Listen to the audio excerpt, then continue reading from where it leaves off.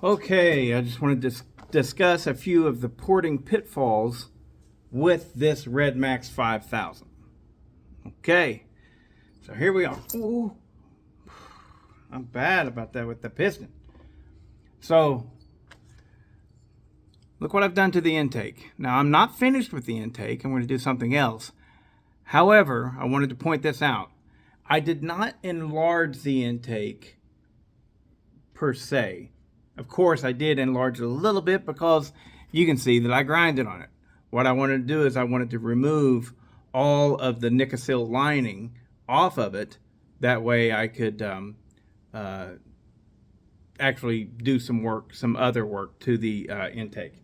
But before we go that far, what I want to explain to you is whenever I machined this, right, before, right, this was going all the way up and you could not see the piston. See, you can see the skirt there. I keep turning it, but you could not see the piston at all before, right? Which meant that that top port stopped about right there. What does that do? That takes away useful time in which this port could be active. So I took some off of the top of the intake so that it would have more active time being open for the full volume. So in a manner, I did kind of enlarge it, but more than likely I just gave it more time to be open, time that normally it would have kind of already shut down. Kind of. Anyways, the timing is definitely controlled by the bottom, and so it's not exactly true that I gave it more timing. I just am utilizing it. There you go. I am utilizing the full port versus having the piston right there and not utilizing the full volume of that port.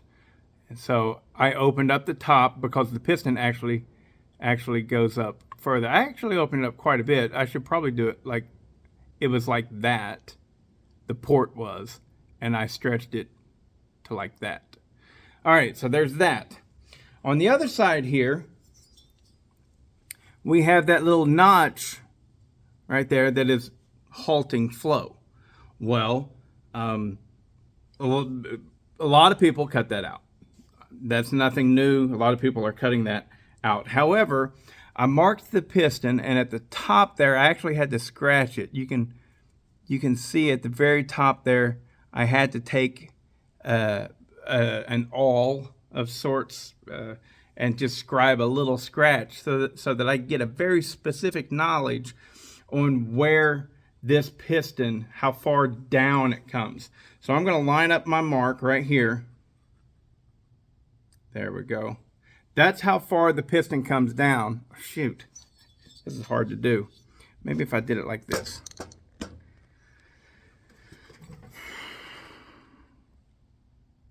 Right there. That's how far the piston comes down. And if you can see,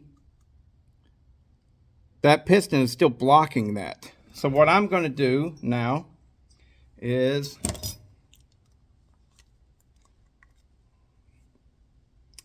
oh, and the other blue marks, those are my, if I go past that, I will free port. So I don't want to just blindly cut, if you get my drift. Oh, come on. It's difficult to do.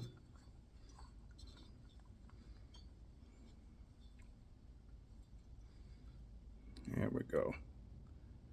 I line it up with my mark.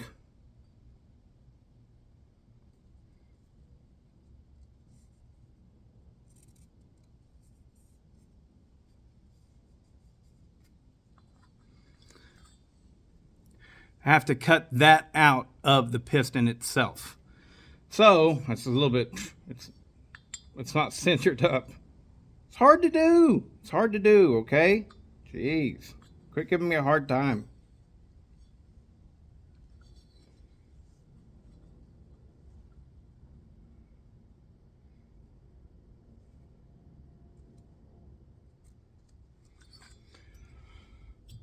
So now whenever I'm at bottom dead center, that piston is not going to shut off that flow. The only thing that's going to shut off the flow is the actual flow itself not moving. Because whenever you're at bottom dead center, nothing's moving anyways, right? So now I'm going to cut that out. There's another thing that I'm going to do, and that is I'm going to mess with these pockets right here. These pockets right here, the way that your transfers come up, your actual, these transfers, and you'll see that they line up with those pockets. Why is that? Why is that happening? Why are those pockets lining up? Right? We understand these pockets. I think that's it. Did I get it right? Yeah. Okay.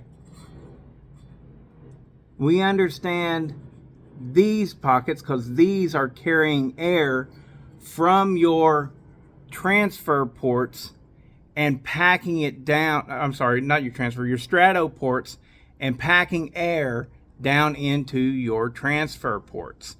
That's what's going on there. But what are these little like dimples that are in the piston? What these are, excuse me, these are head starts, right? Remember whenever we was little kids and we're gonna have a foot race and I'll spot you 2 steps or 5 feet or whatever. That's what these are doing. These are starting the transfers as we're going down. The transfers are packed with air at the top, fuel and air mixture at the bottom, right? So as we go down, right, we get a jump start with our transfer flow. It is literally a jump start. We go and then on down, and then it flows. So literally, I had it explained to me like it's like a drag racer, or like and then they go, right? So it's that little stutter step. It's a little stutter step that gets the flow going before it actually fully flows. And so if we take and maybe we smooth this back portion just a little bit, I don't know, we'll have to look. Is that actually gonna,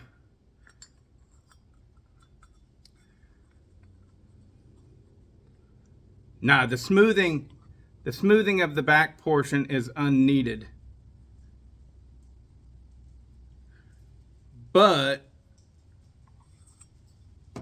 if we take the front portion and we extend it out just a little bit,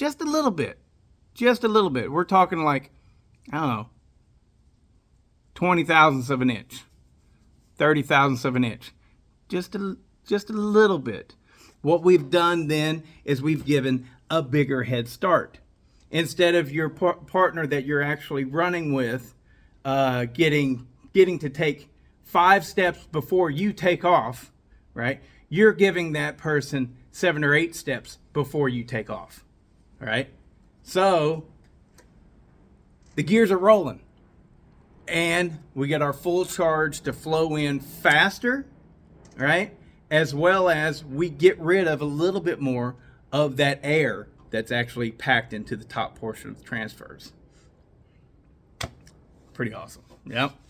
So, yeah, we shall see how it turns out. It's the only thing we can do, right? We do the best we can and we get to it and we see. Wish me luck. Get moving before then they fully flow. Now, with the bottom here, sadly, after I marked it, I had went back and cleaned up the exhaust a little bit more, and we have a small amount of free porting, a very small amount of free porting. So be very careful when you do stuff like that. I'm going to go ahead and roll with it. We're all done. I think we're completely done. There are some fingers here in the crankcase that kind of stick out and they kind of sort of block flow. But for this one right here, I'm going to put it together the way that it is. I already have one little screw up. I don't want to risk it and do any more. Oh, I still have to do one more thing to that intake.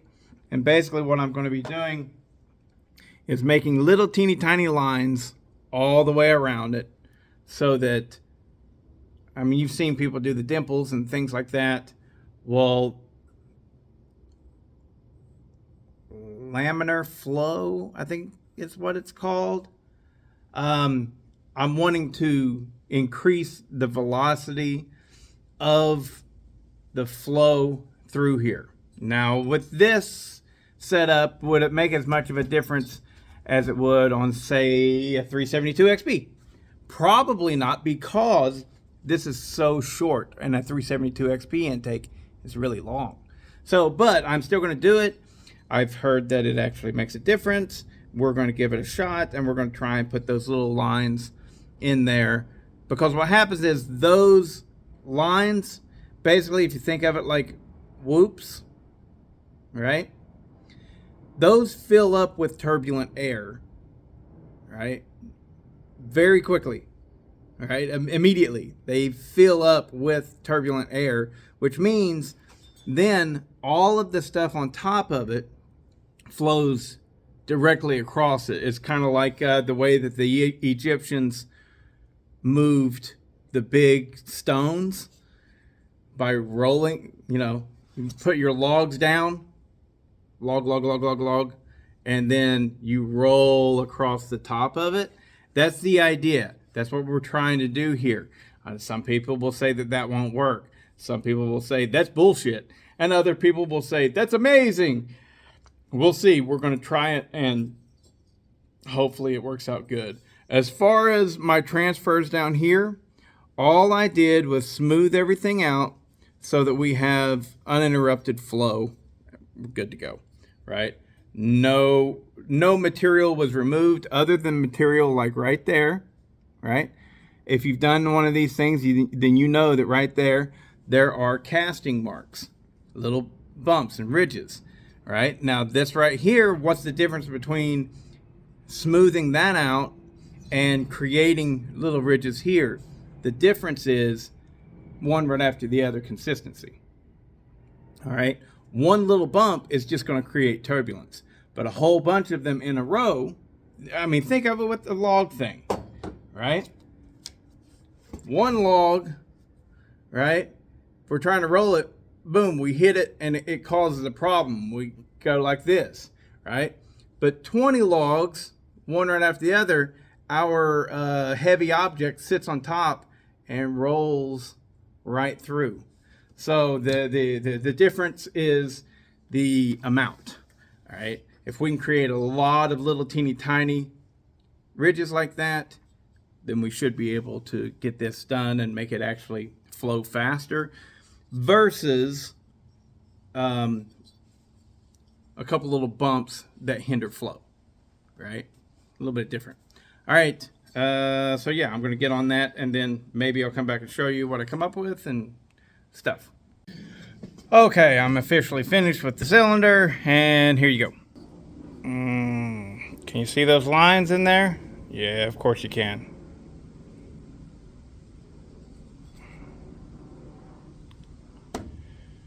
Not the prettiest work ever, I know. Maybe it'll work. Ugh, that looks rough, doesn't it?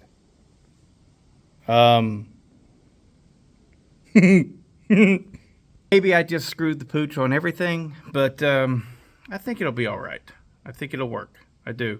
And I wanted to clarify. All of this stuff, I'm talking about it, I'm acting like, oh, I know this stuff and everything. This is all coming from someone else, and I appreciate the help, and we'll see where it goes from here. But he's already done all the testing. We've talked about this extensively, and he's telling me what to do. So None of this is coming. This is not my brainchild, but we'll see if it works. And I have high hopes. Here we go. So I'm going to put it back together and let it dry overnight, because like the transfer caps, you see I took them off, but these little things, I mean, they're little gaskets and they broke. They're pinched in areas, you know, and so I'm just going to use actual silicone, because I don't trust this. Putting it, look at that. See, I don't trust putting that back in, not at all. So I will be running a bead of silicone in here and putting them back together and letting them dry overnight before I run this tomorrow. So there you have it. That's why I can't show you it running today. Hope it works. But of course, still, this is going to be, I decided to go ahead and I am going to test this out before I put the full circle crank in, just so that we'll be able to see before and after full circle crank and no full circle crank. Stuffers and no stuffers. There you go. All right, later.